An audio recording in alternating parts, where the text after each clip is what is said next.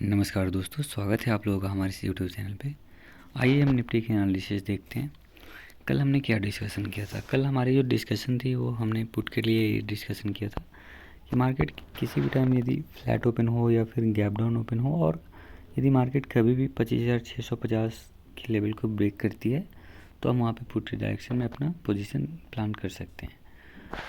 और दूसरा हमने कॉल के डायरेक्शन में बताया था कि जब तक मार्केट 25,900 के लेवल के ऊपर नहीं जाती है तब तक हम कोई भी कॉल के डायरेक्शन में अपना अपॉर्चुनिटी नहीं देखेंगे। और फर्दर हम वहाँ पे यदि लाइव मार्केट में कोई प्राइस एक्शन ऐसा बन रहा है तो यदि वहाँ पे अपसाइड या फिर डाउन साइड ब्रेकआउट या ब्रेकडाउन मिले तो फिर हम वहाँ पे भी पोजीशन प्लान कर सकते हैं। तो ये आप देख सकते हैं यहाँ की मार्केट कहीं ना कहीं जो ओपन होती है वो बिल्कुल हमारी जो एनालिसिस थी उस पॉइंट के नीचे ही ओपन होती है और फर्स्ट 5 मिनट के कैंडल में ही आप देख सकते हो कि बहुत बड़ी कैंडल बनती है और मार्केट बहुत नीचे आ जाती है। तो डेफिनेटली वहाँ पे पोजीशन बनना मुश्किल हो जाता है क्योंकि फर्स्ट कैंडल में पोजीशन बनाना बहुत ही ज़्यादा मुश्किल होता है क्योंकि काफ़ी वोलेटिलिटी रहती है उस टाइम, मार्केट का डायरेक्शन क्लियर होता नहीं है। तो कहीं ना कहीं यहाँ पे कोई ट्रेड आज यहाँ पे उस एनालिसिस के अकॉर्डिंग यहाँ पे बनी नहीं। हाँ, उसके बाद मार्केट कहीं ना कहीं बहुत तेज़ी से नीचे आती है। जैसे कि मैंने बताया कि था कि मार्केट में अभी भी निगेटिव सिनेरियो बनी हुई है तो मार्केट बहुत तेज़ी से नीचे आती है और उसके बाद बहुत देर तक मार्केट यहाँ पे साइडवेज रहती है और उसके बाद साइडवेज होने के बाद में आप देख सकते हो कि यहाँ पे इस रेंज का ब्रेकआउट देती है मार्केट और यहाँ से 60 पॉइंट अप्रोक्स का मूव आती है ब्रेकआउट के बाद।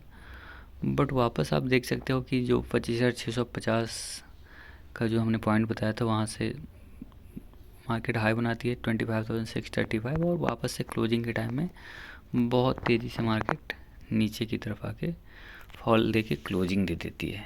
तो यदि आप इंट्राडे में देखो तो आज का मार्केट अच्छा नहीं था, खास करके रिटेल ट्रेडर के लिए। कहीं ना कहीं वोलेटिलिटी बहुत ज़्यादा बनी हुई थी और कोई भी डायरेक्शनल मूव यहाँ पे ऐसी मिली नहीं। हाँ, यदि इस रेंज ब्रेकआउट पे किसी ने ट्रेड लिया होगा तो डेफिनेटली उसे अच्छे मूव्स यहाँ पे मिल गए होंगे। बट वापस इस लास्ट 30 मिनट में मार्केट का इस तरह से यहाँ पे फॉल होना, तो ये सब चीज़ थोड़ा ज़्यादा वोलेटिलिटी के कारण ऐसे मार्केट देखने को मिलते हैं। तो ऐसे वोलेटिलिटी में थोड़ा सा क्वांटिटी साइज पे विशेष ध्यान रखनी चाहिए। कल जैसा कि निफ्टी का वीकली एक्सपायरी होगा तो एक्सपायरी में बहुत सोच समझ के ट्रेडिंग करनी चाहिए और कोशिश करें, मैं पहले भी बताया हूँ कि जब भी एक्सपायरी हो तो उससे एक दिन पहले से ही, यानी कि ट्यूसडे को एक्सपायरी है तो आप मंडे एंड ट्यूसडे आप ट्राई करो कि नेक्स्ट वीक की एक्सपायरी में ट्रेडिंग करने का, क्योंकि करंट वीक की एक्सपायरी में यदि आप ट्रेड करते हो तो वहाँ पे बहुत ज़्यादा प्रीमियम डिके देखने को मिलता है।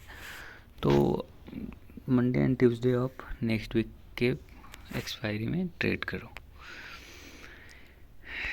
अब हम देखते हैं कि कल हमारी क्या एनालिसिस रह सकती है, कल हमारी अपॉर्चुनिटी क्या हो सकती है। तो आइए सबसे पहले हम 15 मिनट के टाइम फ्रेम पे एक बार निफ्टी का चार्ट देखते हैं। हम यहाँ पे 2 लाइन ड्रॉ करेंगे। सबसे पहले जो हम सपोर्ट जोन एक ड्रॉ करेंगे कि नियर बाय सपोर्ट जोन है वो कहीं ना कहीं 25,475 पे है। हाँ, तो ये एक लाइन हमारा रहेगा पुट के लिए। यदि इस लाइन के नीचे मार्केट आती है तो हम पुट की डायरेक्शन में जा सकते हैं और कॉल की डायरेक्शन में हम 25,635 इससे थोड़ा सा हम ऊपर रखेंगे, 650 का लेवल रखेंगे।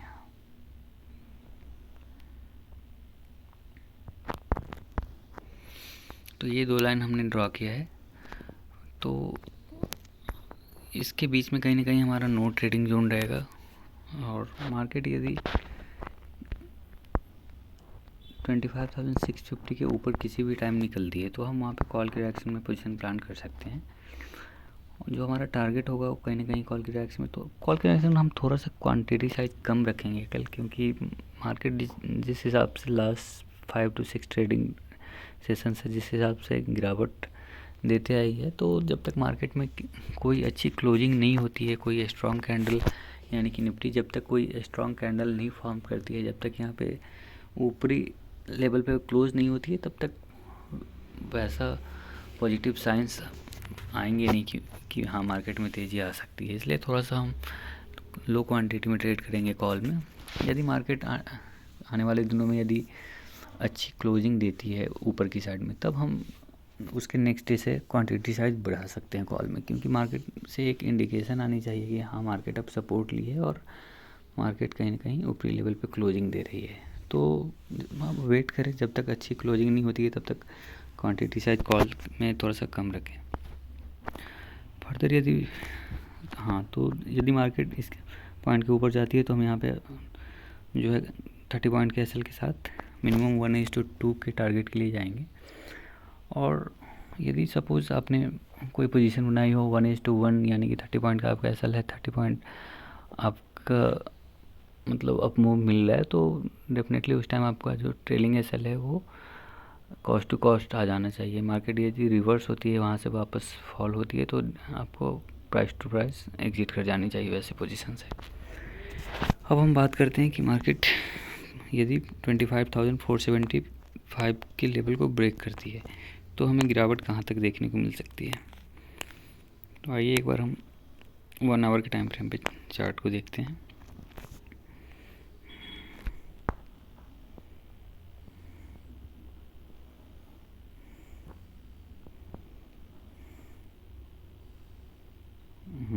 ये डेफिनेटली कहीं ना कहीं 25,310 के आसपास सपोर्ट जुना रहा है, बट कल एक्सपायरी है, थोड़ा सा संभल के ट्रेड करना पड़ेगा। इसके ऊपर एक बार 15 मिनट के टाइम फ्रेम पे देखते हैं कि इसके जस्ट नीचे कोई प्रीवियस सपोर्ट आ रहा है।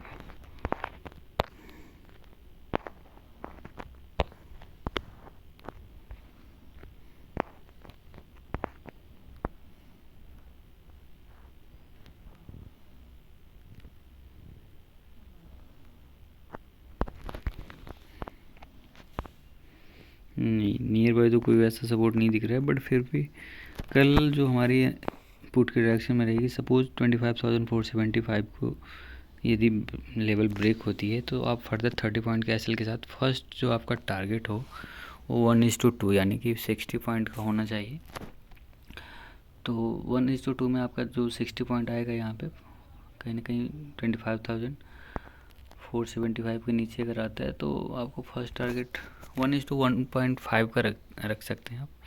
वो 25,435 के आसपास फर्स्ट टारगेट आपको होनी चाहिए। तो आप एक लाइन आप 25,435 के पास ड्रॉ करें, 435।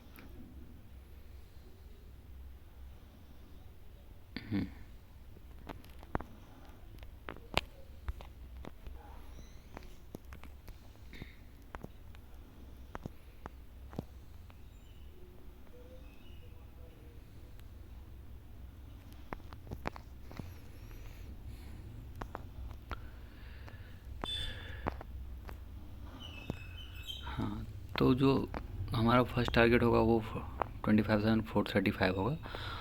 और यहाँ पे फिर हम ऑब्ज़र्व करेंगे, यदि मार्केट यहाँ से अगर बाउंस बैक लेती है, यहाँ से सपोर्ट लेती है, तो हम उस पोजीशन को वहीं पे एग्जिट कर जाएंगे। और यदि मार्केट इसके नीचे भी आती है, 25,435 से भी यदि नीचे आती है, यहाँ पे यदि इस लेवल को भी फिर से ब्रेक कर देती है, तो फिर हम और बड़ी गिरावट मार्केट में कल ही देख सकते हैं। तो फिर बहुत तेज़ गिरावट वहाँ पे देखने को मिल सकती है। तो आप ध्यान रखें, 25 यदि मार्केट 25,475 को ब्रेक करती है तो फर्दर जो है 45 to 50 पॉइंट का आप मूव पहले कैच करें, उसके बाद देखें कि इस लेवल पे मार्केट कैसी कैंडल्स फॉर्म कर रहे हैं। 5 मिनट के कैंडल को आप वहाँ पे ऑब्जर्व करें, यदि मार्केट इस कैंडल को भी ब्रेक करती है तो फिर और तेज़ी से गिरावट देखने को मिल सकती है। तो थोड़ा सा एक्टिवली आपको वॉच करना पड़ेगा, स्पेशली एक्सपायरी के डे में। और क्वांटिटी साइज कंट्रोल वे में रखें, क्योंकि क्वांटिटी साइज आप इतना ही रखें जिस पोजीशन को आप इजीली मैनेज कर सकते हैं, हैंडल कर सकते हैं और आप उस रिस्क को वेयर कर सकते हैं। हमेशा ऑप्शन ट्रेडिंग में आपको ध्यान रखना होगा कि आपकी जो रिस्क कैपेबिलिटी क्या है, आप कितना रिस्क ले सकते हैं, अकॉर्डिंगली है आप पोजीशन प्लान करें। ऐसा नहीं करना है कि आप सिर्फ प्रॉफिट देख के वहाँ पे पोजीशन बना रहे हो, तो थोड़ा सा संभल के ट्रेडिंग करें आप। बहुत डिफ़िकल्ट होता है ऑप्शन ट्रेडिंग में सबके लिए मुनाफा बनाना, क्योंकि यहाँ पे सारे लोग डिसिप्लिन हो नहीं पाते हैं। कई लोग यहाँ पे एसएल हिट होने के बाद भी पोजीशन से एग्जिट नहीं हो पाते हैं। तो आपको बहुत ज़्यादा मेहनत करनी होगी इन चीज़ों को सीखने में, स्पेशली कि आपको लॉस में पोजीशन से कैसे एग्जिट होना है, एसएल को कैसे फॉलो करना है, कैसे एसएल हिट होते ही हमें एग्जिट करना है। तो इन चीज़ों पे आप विशेष ध्यान दें। आप एक लॉट से ट्रेडिंग करें और इन चीज़ों को सीखने की कोशिश करें और अपनी आदत में डालें, हैबिट में लाएं कि हाँ एसएल हिट होते ही आप कैसे एग्जिट होना है। एक बार आप यदि इन चीज़ों को सीख जाते हैं तो फिर यहाँ पे बहुत हाई प्रोबेबिलिटी रहेगी कि आप यहाँ पे कहीं ना कहीं प्रॉफिटेबल हो सकते हो। बट इन चीज़ों को आपको बहुत ही स्ट्रिक्टली फॉलो करना पड़ेगा। वीडियो पसंद आए तो आप लाइक करें, कमेंट करें और हमारे चैनल को ज़रूर से सब्सक्राइब करें। Thank you.